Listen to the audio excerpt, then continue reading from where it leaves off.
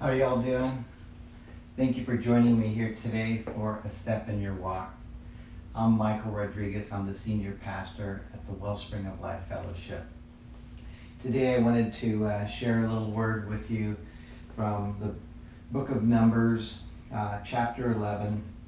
And I found this really pretty interesting because right now everybody in society and every part of the world is going through a desert. We are all have gone through this whole COVID virus thing. Many people have not come through alive, but we're all still reeling from this whole pandemic and everything that is brought along with it. The fear, especially of the unknown. Some people saying wear masks, and then they say don't wear masks, get vaccinated, don't get vaccinated. There's just so many different things swirling around. It's so hard to know where to put your anchor down and to hunker in for the storm. But one thing for sure, Jesus is the solid rock. He is our rock. He is our salvation. He is what we can anchor to in the storm. We can just go to him and know that despite what's going on in our walk in our desert, he is always there for us. He hasn't changed, and he's just extending his hand out to us. And that's why he had put this heavy on my heart to share with you. And when we do get given things, when things are presented to us, when situations are there, we have to remember it's helping us grow. We're learning from things. And we can't get disrespectful and turn our back on God when things start to go bad and start to blame him for it. And that's where Numbers chapter 11 comes in. And we're going to begin over here at verse 4. It's quail from the Lord. And this is when the Israelites, the Hebrews, were wandering through the desert. And it begins with, the rabble with them began to crave other food. So they had been getting manna. They'd been complaining about not having food. So the Lord had been feeding about 3 million of them with manna, which is basically bread that's like honey. It tastes like honey. I don't know, I've never eaten it, but that's how I've heard it described.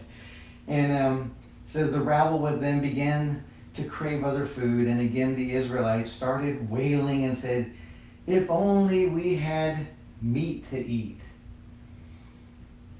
We remember the fish we ate in Egypt at no cost. Also, the cucumbers, the melons, leeks, onions, and garlic. So now they're going back to how good it really was when they were in Egypt. When we can read back a little bit further, how they were doing nothing but whining and crying about, oh Lord, save us from this tyranny in Egypt. And they've soon forgotten how good they really have it now. And we all tend to do that too. We forget how bad it really was and how the Lord carried us through these times in our desert. But now we have lost our appetite. We never see anything but this manna. It's like our eyes get so big when we get the thing that we want, that we ask for, then all of a sudden it just loses its appeal. It's no longer good to us. We want more, our appetite for more. And we got to be really careful about that. It's not good to not be content. I'm not saying don't seek more things, just be content with what you have where you are. It's all a journey. And our walk with Christ is not a single moment. It's a walk. It's this journey. Just like, I'm a personal trainer as well as a pastor. And just like here where I have all these different pieces of equipment to help keep my temple, my body in good shape. But it's a journey. I can't just work out one day and like, oh, I'm good, I'm there. It doesn't happen like that. I have so many different pieces of equipment to use that are at my disposal. But I have to be wise and use them and do it diligently and have a plan and know what I'm doing. Well, we pick up right here, verse 7, it says, the manna was like coriander seed and looked like resin. The people went around gathering it and then ground it into hand mill or crushed it in a mortar. They cooked it in a pot or made it into loaves, and it tasted like something made with olive oil. When the dew settled on the camp at night, the manna also came down. Moses heard the people of every family wailing at the entrance to their tents.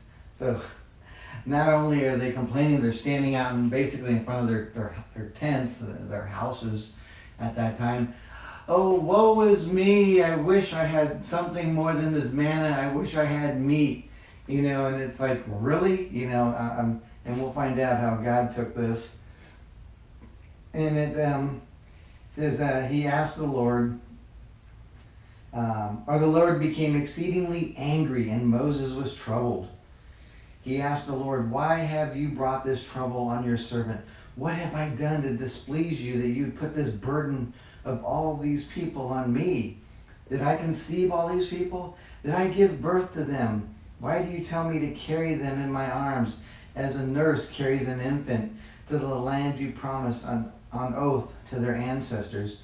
So now we've got Moses whining and crying about, woe is me, why did you choose me? And we'll get that way as well. It's like, Lord, you picked the wrong guy. I've done it before with my ministry, not feeling that I was qualified enough. But God knows he doesn't choose the qualified. He sends us, and we are already equipped to do what we need to do for his will. And we've got to remember, it's not about us. It's not about our pride. It's not about our ego. It's not about us. It's about God's will.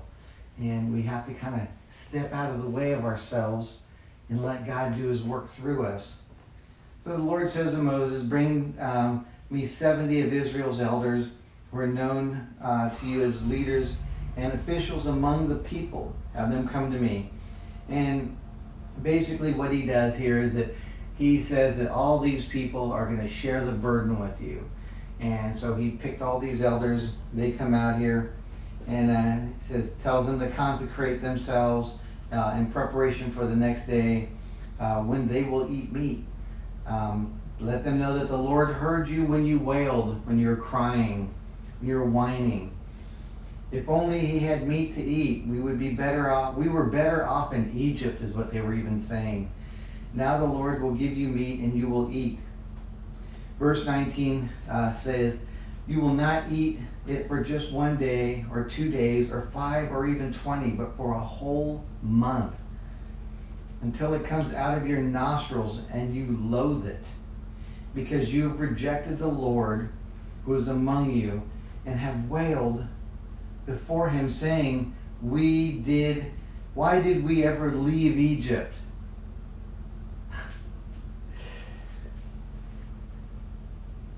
So the Lord answers Moses, is the Lord's arm too short?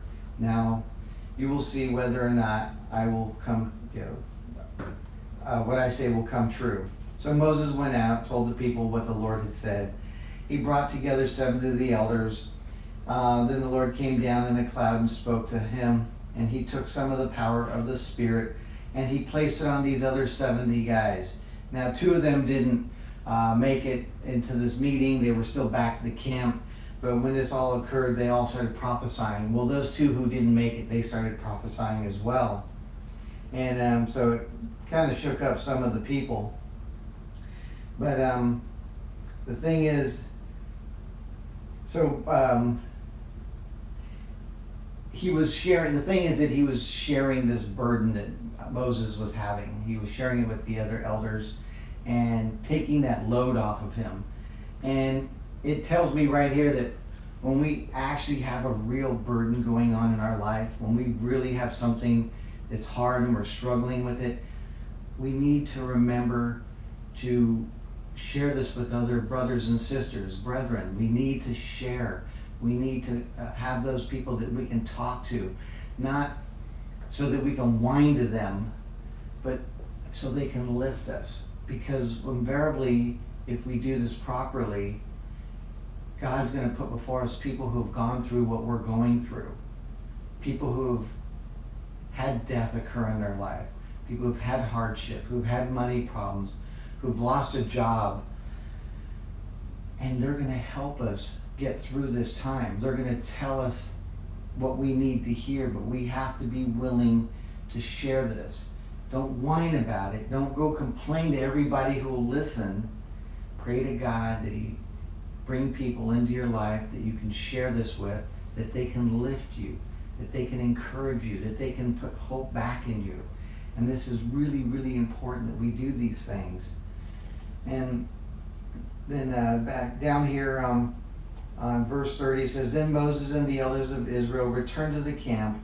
Now a wind went out from the Lord and drove quail in from the sea. It scattered them up to 2 cubits. And a cubit is about 3 feet. That's crazy. About 3 feet high of quail. And those are, that's some meaty birds. And all around the camp, as far as a day's walk in any direction. That's crazy. All that day and night and all the next day, the people went out and gathered quail. No one gathered less than 10 homers. And that a homer equates to about 1 3/4 of a ton. So that's, let's see, ton is 2,000, so it's well over 3,000 pounds. And I'm like, goodness gracious. Then they spread them out all around the camp. But while the meat was still between their teeth, and before it can be consumed, the anger of the Lord burned against these people, and He struck them with a severe plague. Therefore the place was named Kibroth Hattaavah, which means graves of craving, because they buried the people who had craved other food. There were people who, while they were eating the quail, were still craving something else. They weren't satisfied with what the Lord was doing for them. And we really need to be careful about these things. We really need to be careful about that. We can be handed a lot worse situations. And you don't want to do that. The Lord will give you exactly what you need when you need it, when you obey and you open your life up to Him and you start walking with Him. You can't just, He's not like an elf on a shelf type thing. You just take Him down when your life is going sour, and the minute things get better, or you perceive them as getting better, you put them back. It doesn't work like that. You have to have a real relationship. You have to equip yourself. You have to put on your armor, and that's why I have that representation of the armor of God on my wall over here. It's very important that you arm yourself properly, and knowing the Word, having a relationship with God is very, very essential. It's critical that we prepare and we have that relationship, because the closer you are to Christ, the better chance it is you'll hear Him. He hears you. Trust me. It's just that we don't always hear Him because we are so distant.